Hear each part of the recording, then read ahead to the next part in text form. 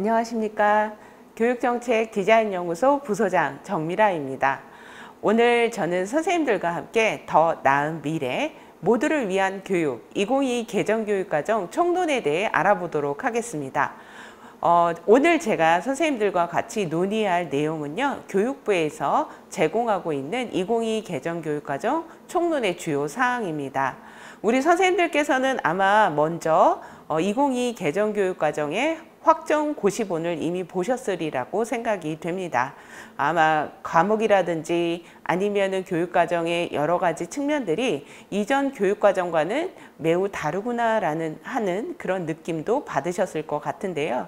미리 보시고 준비하셔야 우리 2022 개정교육과정이 적용이 되는 25년도에 안정적으로 교육과정이 운영될 수 있을 거라고 생각이 됩니다. 먼저 2022 개정교육과정의 추진 배경에 대해 알아보도록 하겠습니다. 추진 배경은 크게 4가지로 제시하고 있는데요. 첫 번째는 예측할 수 없는 변화에 대응할 수 있는 교육 혁신의 필요를 강조하고 있습니다. 자, 우리 미래에 대해 알고 있으신 분은 아마 없으실 거예요. 그냥 예측을 할 뿐이죠. 하지만 우리의 예측이 항상 정확하게 맞는 것 또한 아니라는 점 이미 알고 있으실 텐입니다.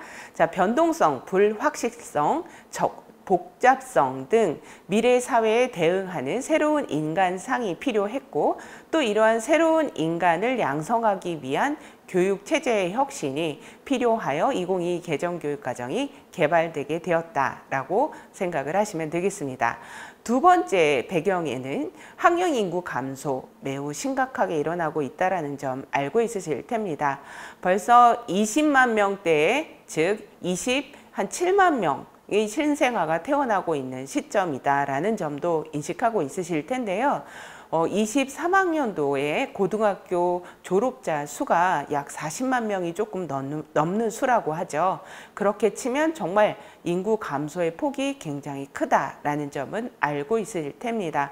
자, 그러면 왜 이 점을 우리가 고려해야 할까요?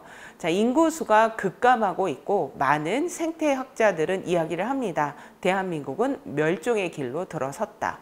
자, 이러한 상황에서 우리는 한 명도 놓칠 수 없는 맞춤형 교육이 절대적으로 필요하게 됩니다.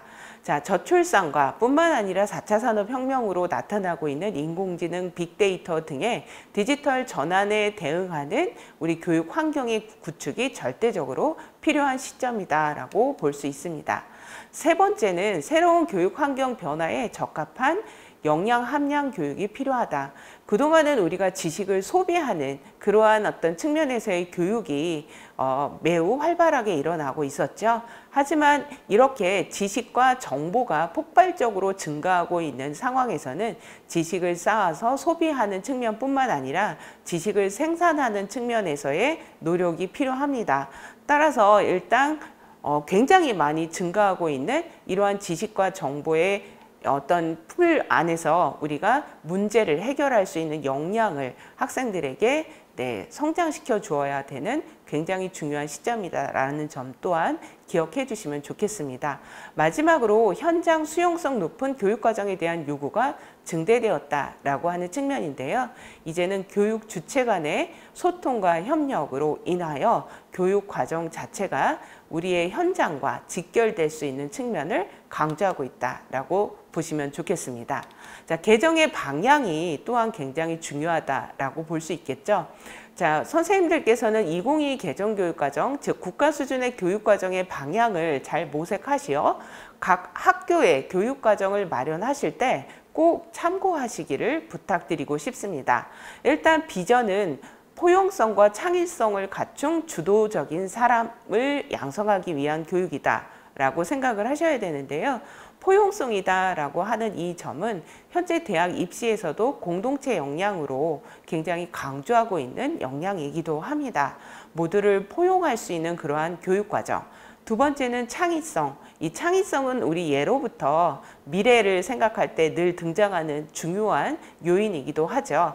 자, 따라서 우리는 이 포용성과 창의성을 모두 갖추고 있는 주도적인 사람, 학교에서 주는 내용을 따박따박 받아서 그냥 기억하는 그런 학생에서 벗어나서 이제는 그러한 내용들을 적극적으로 활용하여 우리 미래의 불확실성을 해결해 갈 수 있는 그런 학습자 주도성이 뛰어난 학생들을 양성하는 것이 바로 2022 개정교육과정의 중요 사항이다 라고 보시면 좋겠습니다.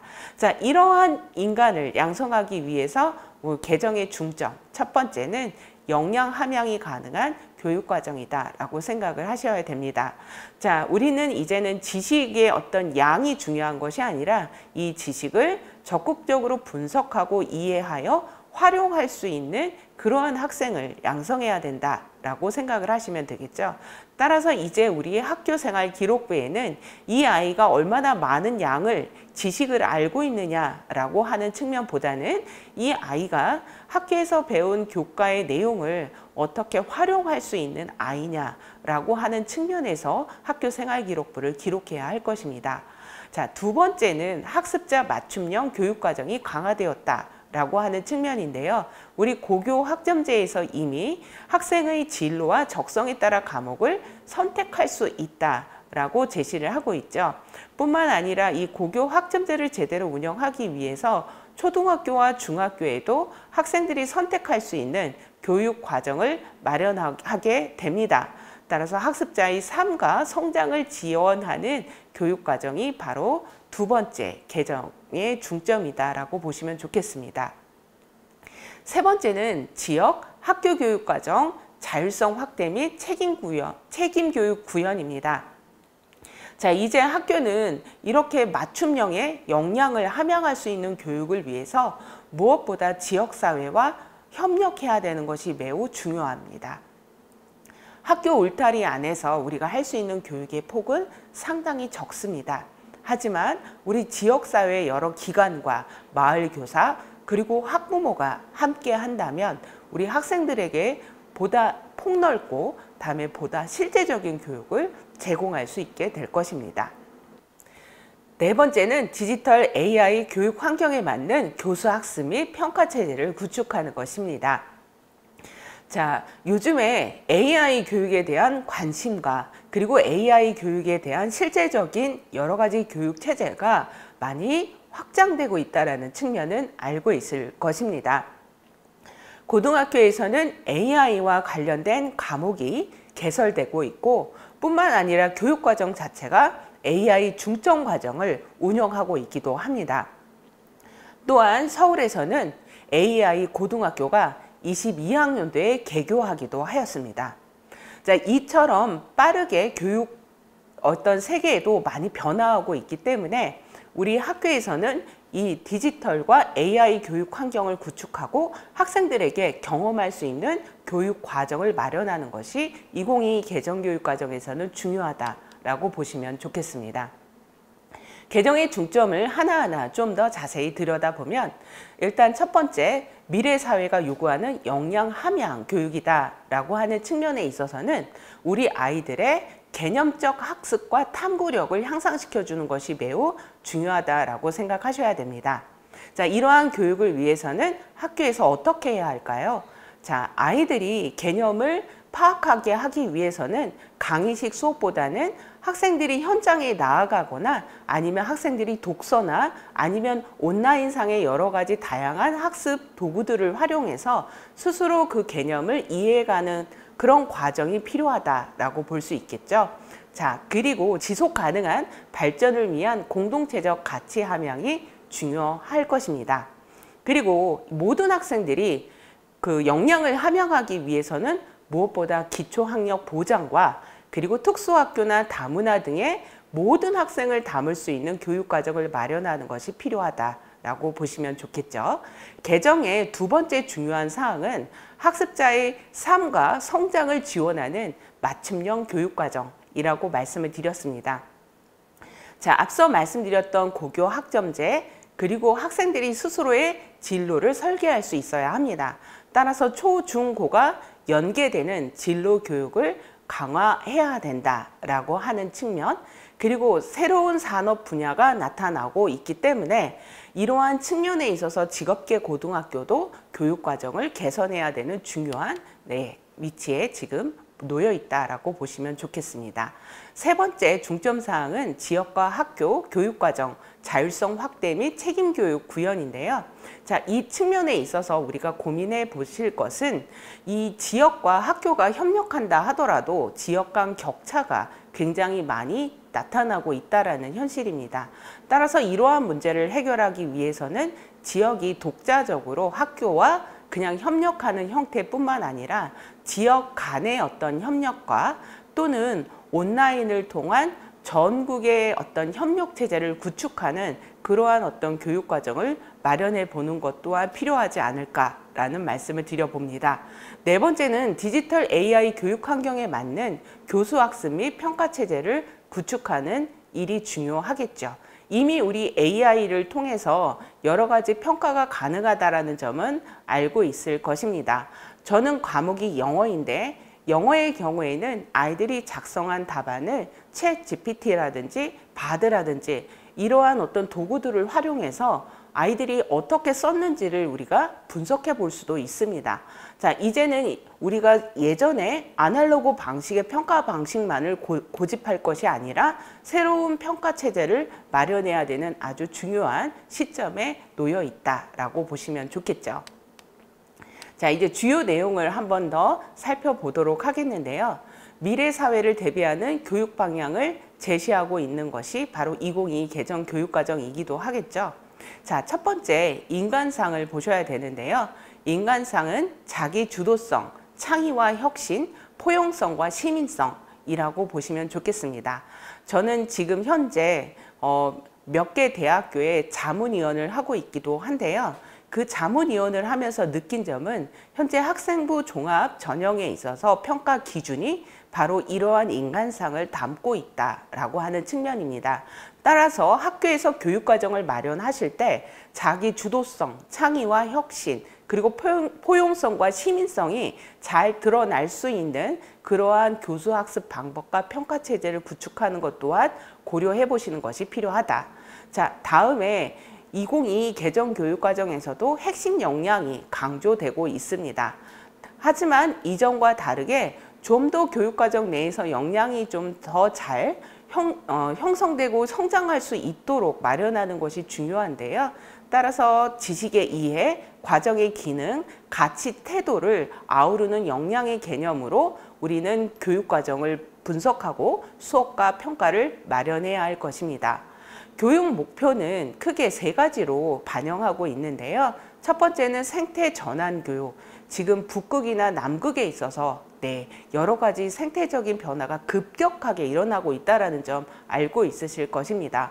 이로 인하여 지구 전체적인 기후변화가 급격하게 일어날 것이라고 하는 지금 현상들이 나타나고 있죠. 따라서 이 생태 전환 교육, 그리고 이러한 생태 전환 교육이 제대로 이루어지기 위해서 그리고 우리 사회가 좀 더 발전하기 위해서는 민주 시민 교육 또한 중요하다라고 볼 수 있습니다. 자, 그리고 이러한 체제 내에서 우리가 일과 노동의 가치를 제대로 이해할 수 있는 그러한 교육을 마련해야 할 것입니다. 이 세 가지의 교육 목표를 위해서 2022 개정 교육과정이 개정되었다라고 보시면 좋겠죠. 자, 두 번째는 학습자의 공동체 가치 함양과 역량 강화가 매우 중요합니다. 총론에서 제시하고 있는 생태 전환 교육이나 민지 시민 교육이다라고 하는 측면은 교과 교육과 일단 연계가 되어야 합니다. 자, 교과 교육과 연계가 되기 때문에 지금 현재 교과서가 개발되고 있죠. 아마 개발되고 있는 교과서 안에 이러한 측면들이 잘 녹아져 있지 않을까라고 생각을 할 수 있습니다. 두 번째는 교과 재구조화가 일어나고 있다라고 하는 측면인데요. 따라서 고등학교 교육 우리 과목의 어떤 편제들을 보시면 이전 교육과정과는 다른 새로운 교육과정들이 많이 나타나고 있다는 점입니다. 특히 고등학교의 사회와 과학에는 기후변화와 관련된 과목이 각각 개설이 되어 있기 때문에 이런 사회 변화를 좀 더 적극적으로 교육과정 안에서 또 대응하기 위한 노력들이 보이고 있다라고 생각하실 수 있습니다. 그리고 내용 기준을 마련하는 가운데에서도 생태 감수성, 민주 시민성이 하나의 기준이 된다라고 하는 측면을 고려해 보실 필요가 있겠죠. 자, 따라서 이러한 부분, 교과적인 이런 부분들도 잘 고려를 해서 교육과정을 마련했을 뿐만 아니라 비교과 활동과 연계하는 것 또한 고려를 하고 있습니다. 우리 비교과다라고 하면은 창의적 체험 활동 이해되시죠? 그리고 자유학기, 그리고 우리 학교의 자율과정도 있습니다. 이러한 어떤 비교과 활동과 잘 연계를 해서 이런 교과의 여러 가지 내용들이 잘 버무러지고 아울러질 수 있는 교육과정을 마련하는 것이 매우 중요할 것입니다. 초중고 학생 디지털 AI 소양, 함양 교육을 강화하는 것 또한 매우 중요한데요. 무엇보다 이제 고민해 보실 것은 학교에 정보를 담당할 수 있는 그러한 인력이 있는지에 대한 고민이 필요하지 않을까라는 생각이 듭니다. 아무리 교육과정상에서 디지털 AI 소양 함양 교육이 중요하다라고 해도 이러한 교육적 환경과 교육적인 어떤 과정들을 마련하지 못한다라고 하면은 말짱 도루묵이 될 수밖에 없습니다. 따라서 이러한 환경을 잘 조성할 수 있는 인적, 물적 인프라를 일단 구축을 하고 이러한 바탕하에, 기반하에 교육과정을 마련해 보는 것이 필요할 것 같습니다. 또한 이런 디지털 기초 소양이나 아니면은 이런 여러 가지 교과 교육과정이다라고 하는 이러한 부분들은 단순히 정보 교과에서만 일어나는 것은 아니고 우리 다양한 교과나 비교과인 창의적 체험 활동에서도 잘 어우러질 수 있도록 교육과정을 편성하는 것이 중요하다라고 볼 수 있습니다. 모두를 위한 교육과정이 강화되고 있다라고 하는 측면인데요. 우리 특수교육 대상 학생들을 한번 생각해 보면 좋을 것 같아요. 자, 우리가 지금까지는 분리교육을 많이 해오고 있습니다. 자, 여러 가지 이제 측면에 있어서 학교에서는 어려운 측면들도 있겠죠.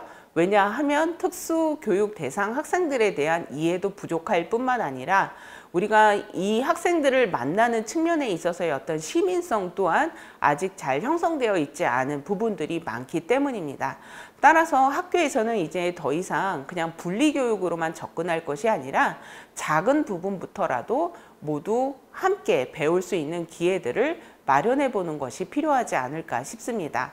자, 이러한 학생들을 우리가 만날 때 그냥 학교 안에서 선생님 혼자서 감당하기 힘들다라고 하는 측면에 있어서는 우리가 학부모라든지 아니면 지역사회의 인적, 물적 인프라를 통해서 같이 통합교육을 할 수 있는 기회들을 마련해 보는 것도 필요하지 않을까라는 생각이 들고요.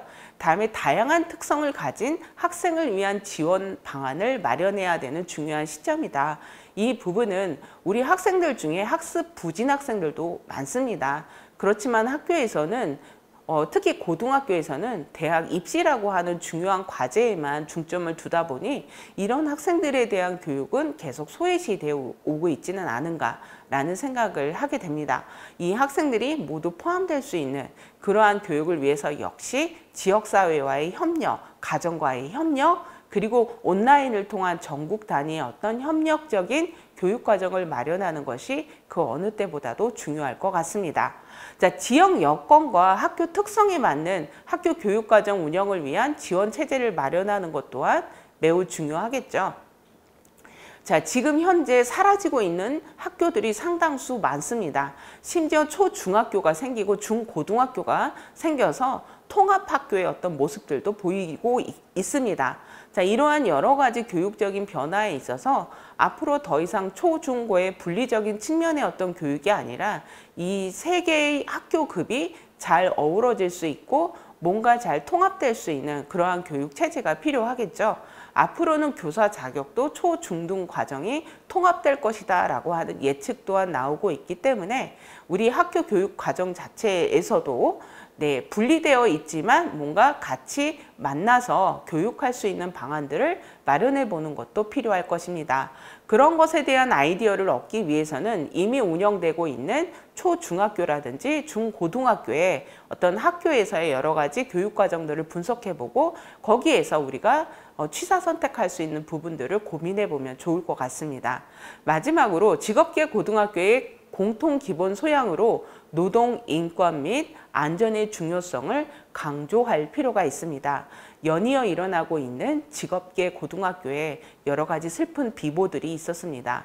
자, 이런 비보들이 더 이상 나타나지 않도록 안전교육을 철저히 하고 그 안전을 위해서 이 아이들의 노동 인권을 제대로 인식시켜주고 그래서 우리 사회가 모두를 존중할 수 있는 그러한 사회로 나아갈 수 있도록 우리 교육과정이 지원해야 할 것입니다. 두 번째 과제인 현장의 자율적인 혁신을 지원하고 촉진하는 그러한 교육과정을 강화해야 합니다. 자, 분권화를 바탕으로 한 학교 교육과정의 자율성 확대라고 하는 측면인데요. 이 부분에 있어서는 학교가 지금까지도 계속해서 학교 자율권이 주어졌지만 실질적으로 그 자율권을 제대로 행사하지 못하고 있었던 학교급도 있습니다.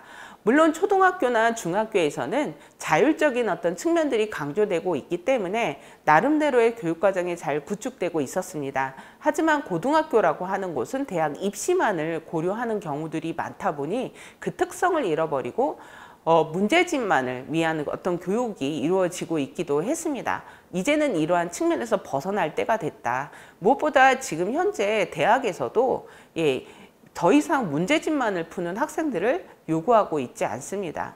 실질적으로 수능 문제에 있어서 여러 가지 수능 문제만 준비하는 그런 친구들이 대학에 합격해서 들어왔을 경우에 논술형 답지에 답을 못하는 경우들도 나타나고 있다라고 하는 측면이죠.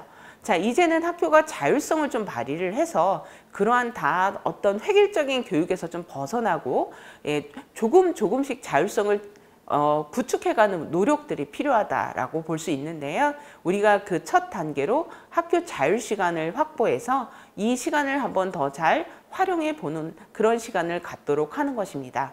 자, 이 시간 내에서는 단순히 그냥 교과적으로만 접근할 것이 아니라 학생의 삶과 지역사회를 잘 아우를 수 있는 교육과정으로 만들어 보는 것도 필요하고요.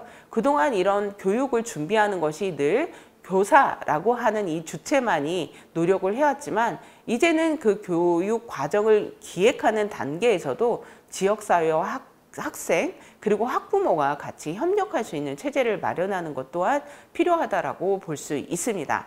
자, 이런 학교 자율 시간을 잘 구축하다 보면은 학교는 그 자율성을 바로 실현할 수 있는 과정들이 더 확대될 것이고 이렇게 되면 앞으로 학교에서도 과목을 만들어서 즉 개발해서 학교에 적용할 수 있는 기회들도 쉽게 마련될 수 있지 않을까라고 생각을 해보게 됩니다.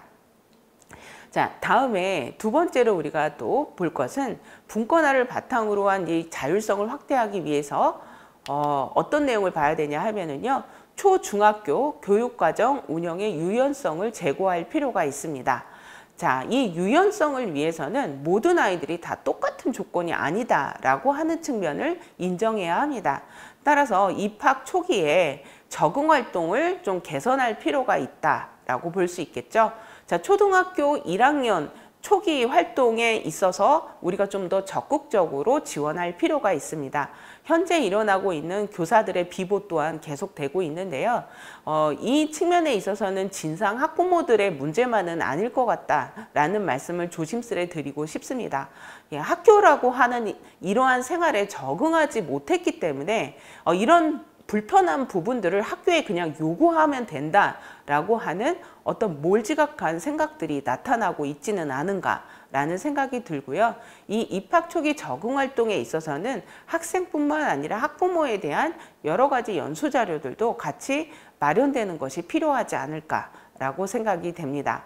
그리고 한글 해득 및 익힘 학습 또한 초등학교에서 매우 강조되어야 될 것이다. 왜냐하면 학생들이 사교육을 통해 혹은 부모 교육을 통해 해득하고 오는 친구들도 있지만 그렇지 못한 학생들도 있기 때문에 모든 학생들이 출발점에 있어서 보장적으로 출발할 수 있는 기회들을 마련하는 것이 필요할 것입니다. 그리고 안전교육을 더욱 개선해서 학생들이 학교에서 사고가 없도록 그리고 학생들이 생활하는 가운데 안전이라고 하는 이 부분을 제대로 인식하고 그리고 이 부분에 준비하고 대응할 수 있는 교육 매우 중요할 것이다 라고 볼 수 있겠죠. 그리고 초등 저학년의 경우에는 신체 활동을 강화해서 아이들이 보다 적극적으로 에너지를 좀 발휘하고 그러면서 교육 과정을 제대로 이해할 수 있는 그러한 어떤 과정을 마련하는 것이 필요할 것입니다. 쉽지는 않을 것 같지만 조금씩 확대해 나가는 노력들이 필요할 것 같습니다. 자, 중학교의 경우에는 자유학기제가 계속 편성되어서 운영되고 있습니다.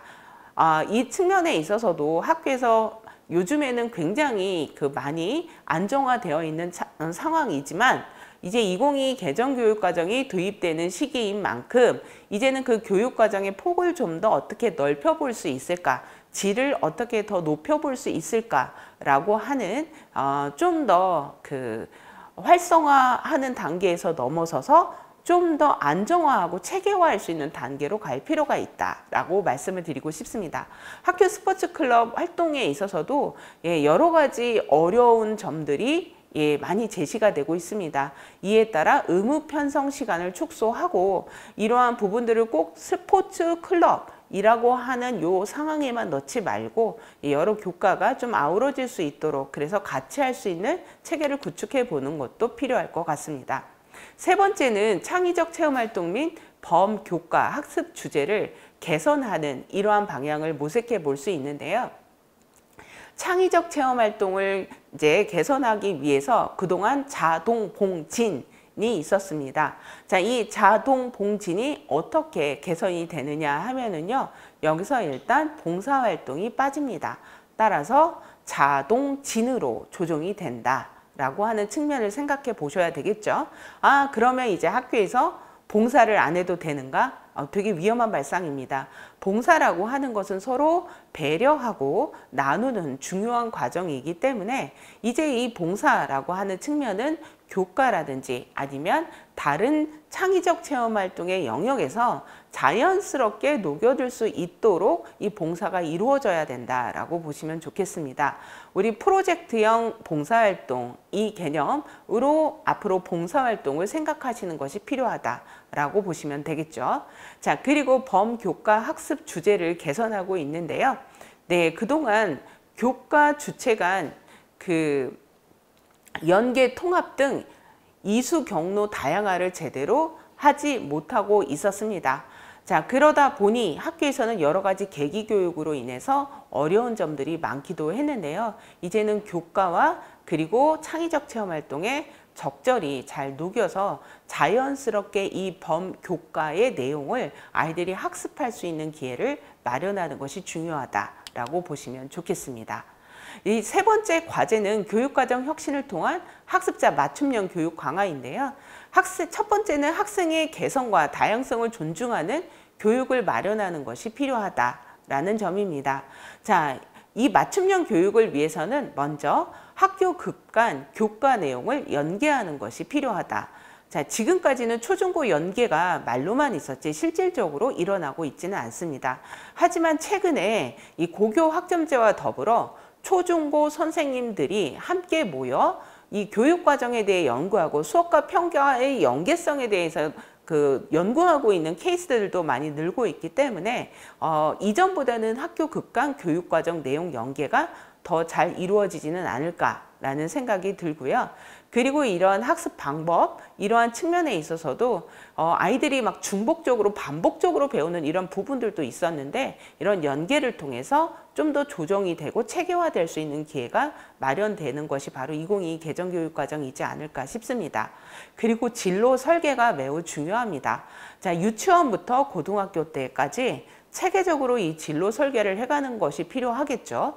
그리고 이 진로 설계다라고 하는 측면은 학교의 진로 상담 부장님이 하시는 것이 아니라 이 진로 상담 부장님과 더불어 전 교사가 함께 아이의 진로에 대해서 같이 관심을 가지고 그리고 같이 지원해주고 같이 활동해주는 그러한 내용으로 진로 설계가 매우 더욱더 강화된다라고 보시면 좋겠습니다. 그리고 각 학교 급간 내도 계속해서 끊임없이 생활 적응을 할 수 있는 그러한 교육과정이 같이 지원되어야 된다라고 하는 측면입니다. 특히 학교 급간 그런 전환 시기에 이러한 교육들이 더욱 강화되어야 된다라고 보시면 좋겠습니다. 따라서 고교 학점제와 더불어 중학교 3학년에 고교학점제의 내용 그리고 고등학교 교육과정을 미리 아이들이 탐색하고 학습할 수 있는 기회들을 마련하는 것 또한 강조되고 있다라고 보시면 좋겠죠. 자, 이러한 측면들도 이제 고려를 하시면서 두 번째는 고등학교 맞춤형 교육과정 구현입니다. 이제 고교학점제 기반 고등학교 교육과정이 운영되고 있기 때문에 진로 적성에 맞게 배울 수 있도록 맞춤형 교육과정을 구현하는 것이 매우 중요합니다. 이에 따라 2022 개정교육과정에서는 수업량의 어떤 기준을 단위에서 학점으로 전환을 하고 뿐만 아니라 16회 수업으로 수업의 어떤 수업량을 조정을 해주죠. 자, 단순히 그냥 수업량을 줄여준 것이 아니라 이 활동을 통해서 아이들이 보다 적극적으로 교육과정을 선택하고 그리고 이수할 수 있는 그리고 다양한 형태로 이수할 수 있는 기회를 마련해주고 있다라고 이해를 하시면 좋을 것 같습니다.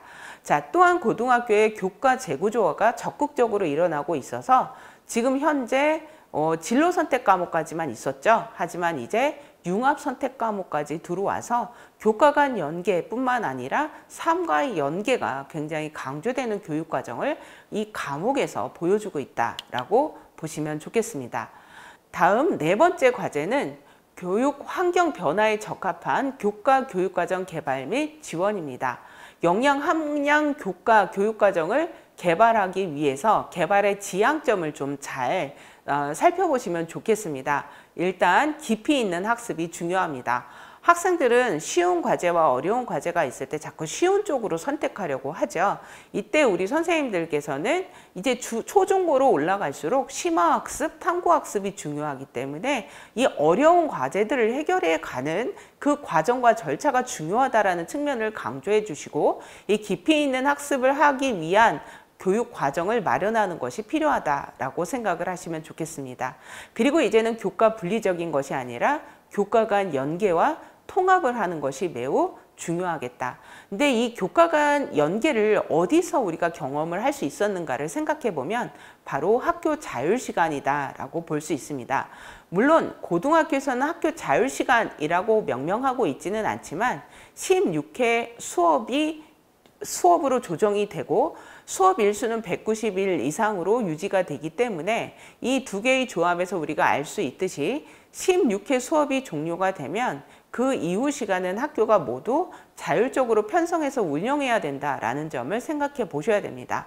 따라서 우리가 지금 운영하고 있는 학교 자율 과정에서의 여러 가지 생각들을 고려해서 교과 간 연계와 통합의 기회들을 좀 더 확대할 필요가 있을 것입니다. 물론 학교 자율 과정에서만의 어떤 교과의 연계 그리고 통합이 아니라 우리가 보통의 교과의 수업과 평가에서도 연계할 수 있는 방안들을 모색하시면 좋을 것 같습니다. 삶과의 연계는 계속 강조되고 있겠죠. 그리고 학습 과정에 대한 성찰, 그리고 이 성찰에 따른 수정과 어떤 보완의 그런 활동들도 계속 일어날 필요가 있습니다.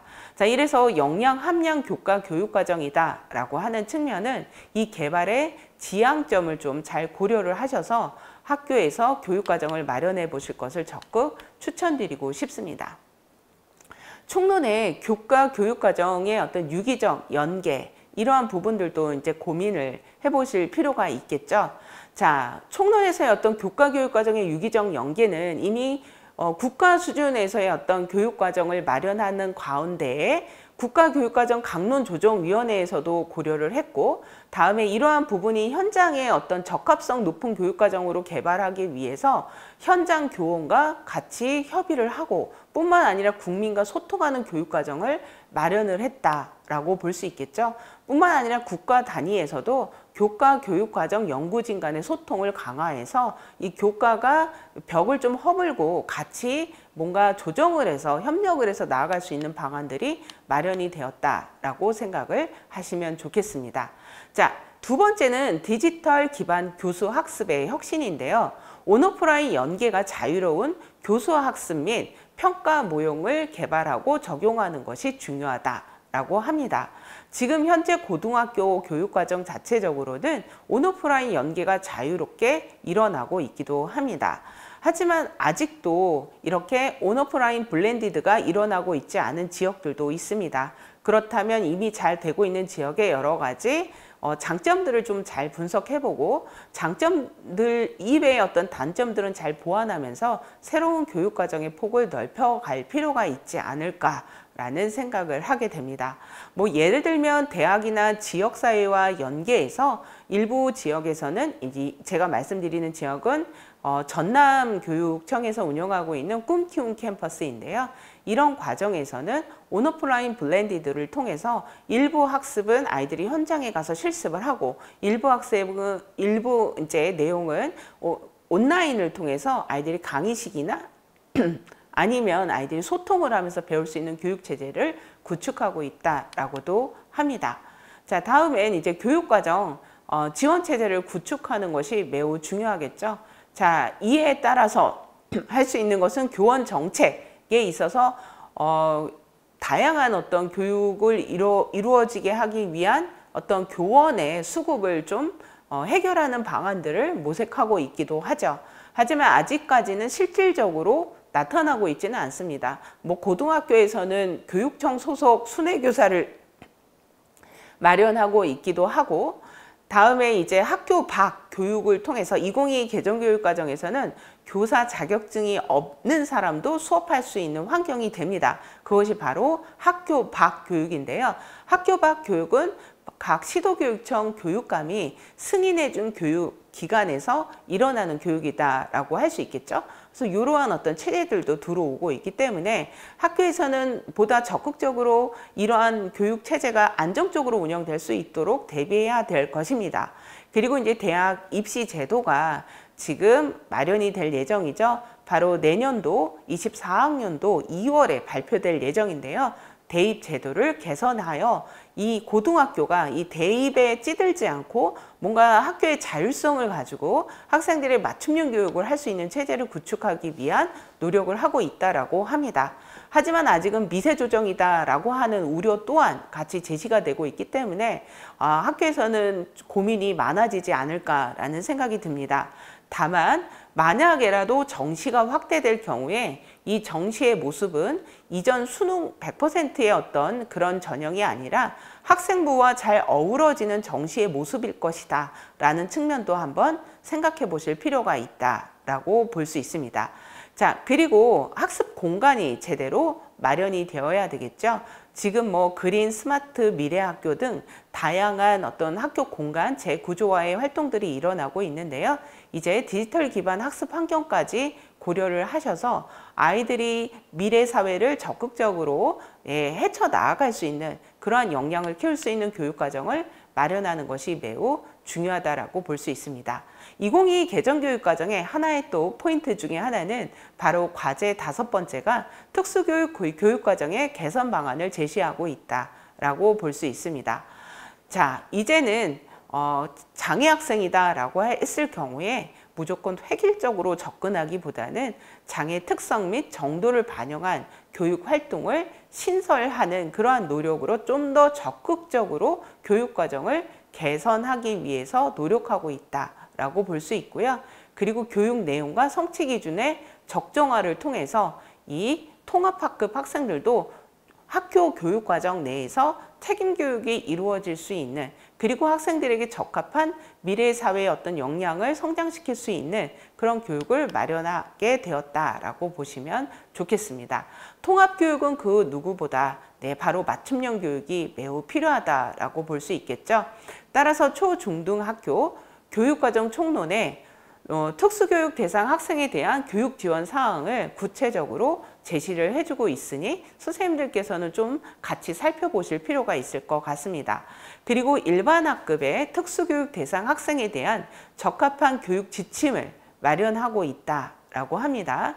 따라서 우리 교사들 입장에서는 특수 학생들에 대한 이해도 필요하고요. 그리고 특수교사와 협력해서 이 아이들이 통합적으로 학습할 수 있는 기회들도 마련하는 것이 같이 고려될 필요가 있다라고 볼 수 있습니다.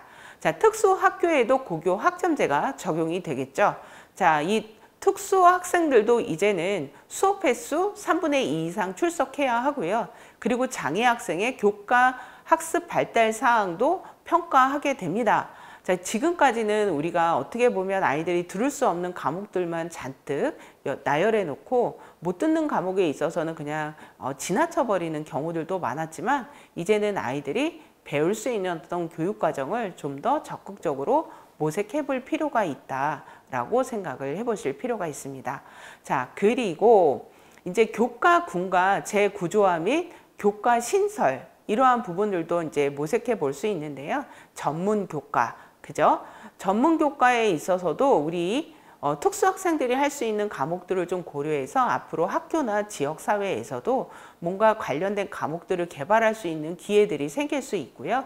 그래서 국가 수준에서도 특수학교의 어떤 전문 교육을, 전문 교과를 개발해서 아이들이 좀 더 적극적으로 직업을 준비할 수 있는 교육을 마련하고 있다라고 볼 수 있습니다.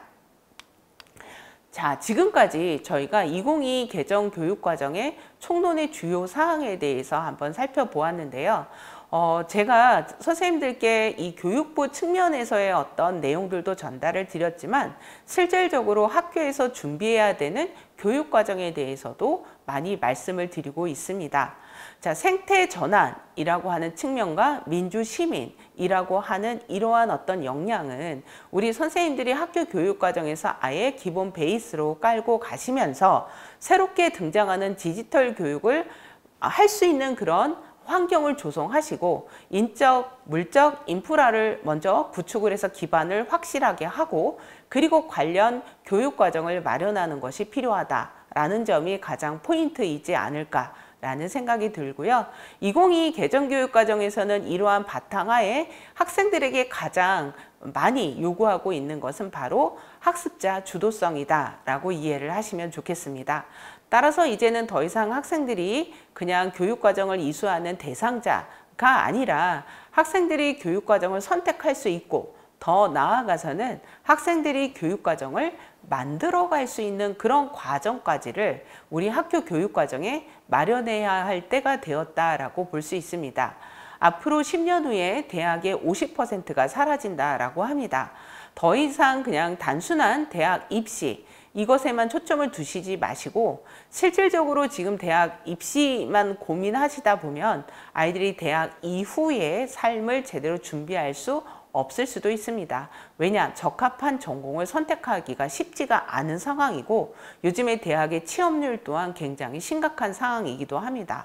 우리 서영고, 서성한, 중경외시, 건동홍이라고 하는 어떤 대학의 서열이 있는데요. 그 서열의 정체가 뭔지 알고 있으시죠? 바로 정시에 합격한 합격생들의 점수의 서열이다라고 하죠. 자, 이러한 점수의 숫자의 어떤 서열, 이런 것에 우리 교육을 맡기지 말고, 이 아이들이 그 취업률 낮은 이러한 상황에서도 자신의 어떤 미래를 개발하고 새로운 직업을 만들어갈 수 있는 정말 적극적이고 진취적이고 창의적인 그러한 인간으로 성장할 수 있는 교육을 우리 학교 교육 과정 내에서 준비할 수 있는 것이 매우 필요하다라는 말씀을 드리고 싶습니다. 자, 지금까지 말씀을 여러 가지 많이 드렸는데요. 어떻게 도움이 되셨을지 모르겠습니다. 네, 총론의 어떤 중요 사항들은 직접적으로 총론을 읽음으로써 우리 선생님들이 해결할 수 있겠죠. 국가교육과정정보센터라고 있습니다. 국가교육과정정보센터에 들어가시면 2022 개정교육과정의 총론뿐만 아니라 각 교과별 강론을 다운로드 받으실 수 있고요. 자, 일단은 먼저 살펴보시고 내가 2025년도에 어떻게 교육을 준비해야 되는지를 보다 적극적으로 준비하실 수 있었으면 좋겠습니다. 이것으로 이번 강의를 마치도록 하겠습니다. 감사합니다.